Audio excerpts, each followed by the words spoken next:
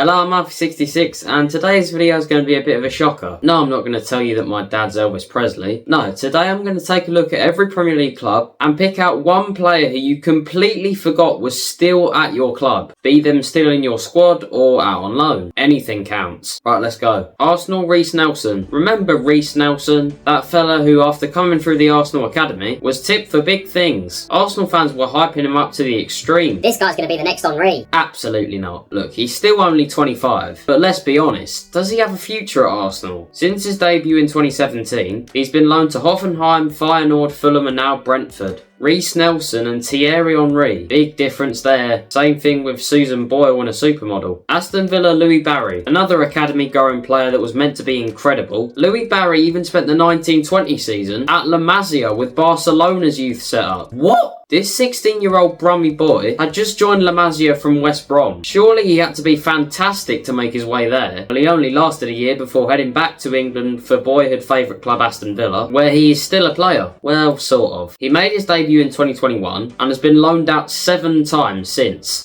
7! In 4 years. Ipswich, Swindon, MK Dons, Salford, Stockport, Hull and now Sheffield United. And weirdly, he scored on his Villa debut in one of the most bizarre games I've ever seen. What made it weird was the fact that Liverpool, the Premier League champions at the time, played against Aston Villa in the League Cup and Villa fielded an entire matchday squad of youth players. Look at this! And the Villa kids actually played well against the Liverpool team that started the likes of Mane, Salah and Henderson. And Barry scored the equaliser for the Villa children that day. Shame he hasn't really kicked on though. Bournemouth, Adam Smith. This one we probably should believe, because he's still playing week in, week out for Bournemouth. But now that Andoni Iraola's the Bournemouth boss, and he's getting them top half finishes and famous results against big teams, it makes Eddie Howe's Bournemouth reign look a bit underwhelming. But still, Adam Smith is a Bournemouth regular 15 years after he made his Cherries debut. 15! Well, he hasn't been there for all of that time span. He was a Spurs youth product, and he spent the 10-11 season on loan at Bournemouth while they were in League One. And after 4 more loan spells away from White Hart Lane, he joined Bournemouth permanently in 2014, where he's still a regular starter. And it's not as if he was ever a hyped up wonder kid. And he's had to compete with Max Aarons, someone who while at Norwich was being linked with Bayern Munich and Barcelona, and now he's on loan at Rangers being managed by Russell Martin. Good God. So it's quite surprising how this 34-year-old Spurs reject has kept him out of the team. This guy has played in more Premier League campaigns than the whole of AFC Bournemouth, by playing 1 game for Spurs in the 11-12 season. Brentford, Josh Da Silva. This is a bit of a sad tale. A hyped up youth star in the Arsenal Academy, after playing 3 games in the EFL Cup for Arsenal in the 17-18 season, he joined Brentford in the Championship the following summer, and he had a big part to play in them climbing towards promotion. But once they got into the Prem, he started to lose his place in the team. However, he jumped back into the team for them in the 22-23 season, scoring in the first 2 games of the season against Leicester and Man United, and playing 36 league games across the season. And after that, the injuries came. Since the beginning of the 23-24 season, he's played 5 times for Brentford, all 5 in 23-24. He spent the last year eating toast in the treatment room, and yeah, this one's quite sad. A former Arsenal hopeful as well. Sad to see how injuries are tearing him to shreds. Brighton, James Milner. Milner's surprising just because of the fact he's still playing, not the fact that he's still at Brighton in particular. Milner has been a Premier League player since 2002. It's 23 years later, and he has spent 1 month away from the Premier League in his entire career. A youth product of Leeds, he's since made moves to Newcastle, Aston Villa, Man City, Liverpool and now Brighton. He's won 3 Premier Leagues and a haul of other trophies, which has made his record look like Zidane's. Even though if Zidane and Milner met on the football pitch now, Zidane would nutmeg him 12 times a minute. But Milner has reached the same amount of Champions League finals as Zidane. This guy is someone who would go to 6 Audis just for a bottle of Ribena. And now he's nearing 40 and needs to play just 11 more games to become the player with the most Premier League appearances in history. He's at 643. The record is 653, held by his former Villa teammate Gareth Barry. He's possibly on his last season in the Prem, so he's got to get just 11 more games under his belt this season. Just don't get injured now. He can't retire in 2nd place, surely not. Burnley, Ashley Barnes. Well, in all fairness, Barnes has returned to Burnley this summer after leaving Norwich. But still, the fact I remember seeing him play Premier League games in 2014, that makes him feel like an old-timer of a Premier League player. He was a decent Prem striker back when Burnley were consistent, but he is a bit of a hothead. And remember that time where he got a bit too friendly with Joe Bennett? Chelsea, David Datro Fofana. I'll tell you what, Chelsea did surprise me. There was no one on the payroll I remember seeing play games when I was a kid, which is what I was expecting for a club like Chelsea. I was expecting to see someone like Matt Miazga. Anyone remember him? So the most shocking one is probably David Datro Fofana, that Ivorian forward bought from Molde in 2023. Since then, he's played 4 times for Chelsea and been loaned to Union Berlin, Burnley, Göztepe and now Fatih Karagümrük in Turkey. And it doesn't really surprise me. This was just another painfully average striker that Chelsea stupidly thought was good enough for them. I reckon Chelsea only bought him because he was in their eyes a mixture of Drogba and Haaland, an Ivorian Molde player. Well, you've got to have at least a whiff of genuine quality to be the second coming of either of those two. This was just lazy from Chelsea, just guessing that he was going to be the mix of those players. That's as if I were to go to the same shop where Ronaldo buys his lunch, you know, just because he's walked into that shop and now it's been blessed with world-class football. Poor from Chelsea.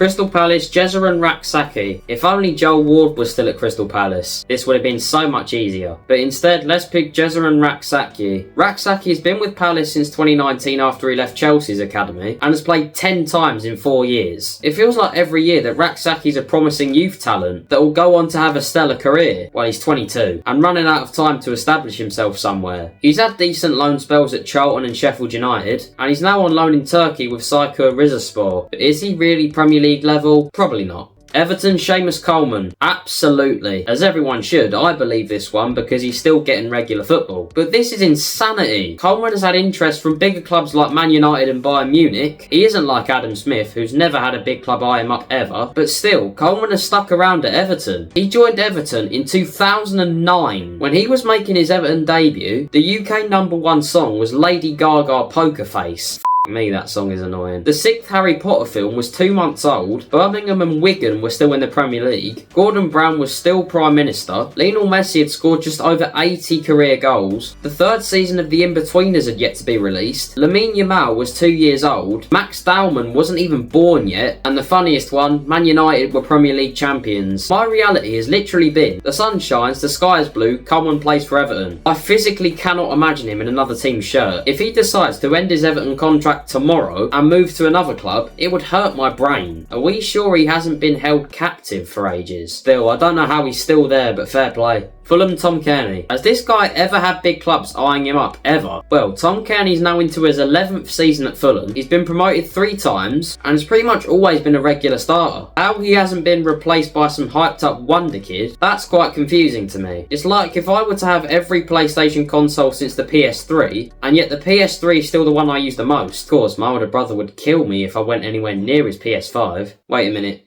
I don't have an older brother.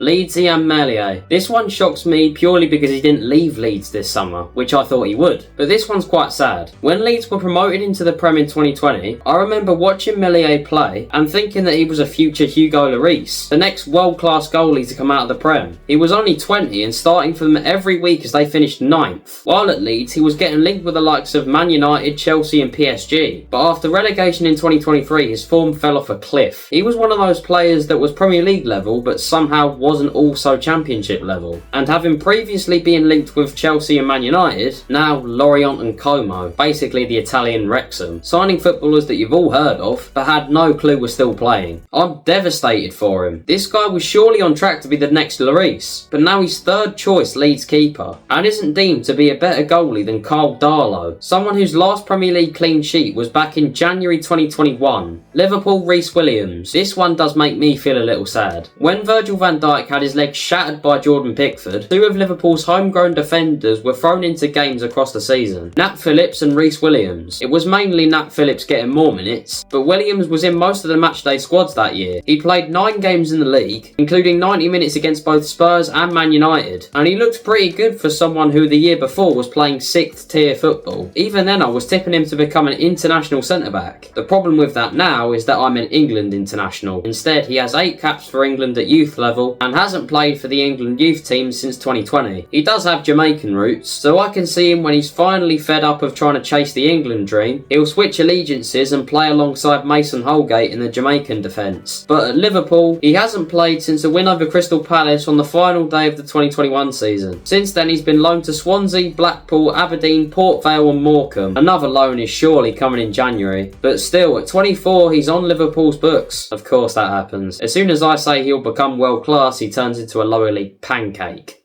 Man City, Issa Kabore. Issa Kabore needs just one more international cap to reach 50 for Burkina Faso, and yet he's been on Man City's books since 2020 and has played a grand total of 0 minutes for them. He's been loaned to Mechelen, Troyes, Marseille, Luton, Benfica, Werder Bremen and now Wrexham. Is he really that good? Doesn't sound like it. He's still only 24, so he still has time to get into the City first team, but it's got to be soon if ever. Man United, Tom Heaton. This man is 39. He's old enough to be my dad, and even then they were giving him a new contract before they signed Sesko. Priorities. I've seen over the years, Man United have occasionally brought back players that came through their academy for them to retire. Like Heaton, like Johnny Evans, like Paul McShane. Even I don't remember McShane returning to Man United. But Heaton has never been a regular for Man United. 10 years he's been a United first team player, and he's played 3 times for them. None in his first spell, but now that he's returned to retire, he's played 90 minutes against young boys in the Champions League in 2021, which is quite ironic because he really does look older than my dad, and 2 games in the League Cup in 2022, none in the Premier League. If I'm Ruben Amorim, which I'm gladly not, I'm letting him play the final game of the Premier League season, away at Brighton, and then he retires to become a coach. Come on, he'll be 40 by the end of the season. There's no way he gets another 1-year deal. Newcastle, Mark Gillespie. This one's confusing but also quite clear at the same time. Mark Gillespie joined Newcastle from Motherwell in 2020. He was only 28 at the time. Bit of an early retirement, mate. You really thought you were going to start for Premier League Newcastle. And since then he's played 3 games, all in the League Cup in his debut season. Nothing since then. He sat behind at least 8 goalies in the pecking order while at Newcastle. Dubravka, Darlow, Woodman, Pope, Karius, Ruddy, Vlachodimos and now Ramsdale. And he's never got the itch to actually play. Come on mate, it can't be that hard to push a man as old as John Ruddy down the stairs. Then you slip lead into Ramsdale's sandwich and give Pope a glass full of orange juice mixed with rat poison. Then you can play, but nope, he just casually sits there eating angel cakes in the stands. But Newcastle have done this a lot. They let Geordie boys sit on their books because they're happy to, and this is the case for Gillespie. He's told the press that he's a Newcastle fan and that playing for the club means the world to him, regardless of how many times he actually plays. And I don't think the club has the heart evil enough to release him. He came through the Magpies youth setup, then left for Carlisle in 2008, and after 12 years away he's rejoined his boyhood club. As a Geordie, it's the dream. He's like what they used to have with Paul Dummett, a Geordie boy who played for Wales. It was his boyhood dream to be at Newcastle. He spent 24 years of his life with them before leaving for Wigan in 2024, and God knows where he is now. And even now, Dan Burn is fulfilling the Geordie dream. He wasn't born in Newcastle, but was a boyhood Newcastle fan and player, and after a career of Championship and some Premier League football, he moved to Newcastle in 2022, but since then he's become one of the best centre-backs in the Premier League and has written his name forever into Newcastle folklore, going against PSG in the Champions League and then in Newcastle's first victorious final in 70 years. He's turned into a Newcastle legend. I love what Newcastle are doing with their boyhood fans. Nottingham Forest, Ryan Yates. Okay, this one's surprising just because he's 27 and still at his boyhood club. He joined Forest as an 8-year-old in 2005 and he's never been on the books of another club. He's been loaned from Forest to Shrewsbury, Scunthorpe and Notts County. Aren't County and Forest meant to be rivals? And Barrow, back when they were a tiny non-league side, instead of this world-renowned powerhouse that you know are going to win the Premier League one day. But yep, Yates is a Forest guy through and through. Wait, no, he's not. He also played for Notts County. Sunderland, Luke O'Nien. There's nothing really major for Sunderland, mainly because half their squad is new. The one that surprised me the most is Luke O'Nien, that defender who, to be fair, stuck with Sunderland since 2018 when they were in League One. O'Nien, Dan Neil and Anthony Patterson are the only players from the League One Sunderland side that are still there. Remember the League One playoffs in 2019 when O'Nien fell over an advertising hoarding into a stand full of Portsmouth fans? The guy was kicked, punched and shouted at, yet in the post-match interview he just looked so calm and stoic, as if nothing had happened. Are we sure this guy isn't Ned Flanders in disguise? All 3 of Neil, Patterson and O'Nien have been regulars for the Black Cats since. Well, they won't be regulars now they're in the Prem, but still, he was never replaced by another hyped up centre-back. And even then, when have Dan Ballard and Omar Alderete ever had hype? Tottenham, Dane Scarlett. Ben Davies was a big contender for Spurs, having been there since he left Swansea in 2014, but instead I'm going to go for Dane Scarlett, a Tottenham kid who just a couple years ago was being acknowledged as the next big thing by Jose Mourinho. He was tipped to be the 2026 World Cup with England. His goal against Elfsborg in the Europa League last season was his first for the club. At 21, if he really was the next coming of Harry Kane, you'd have expected a little better.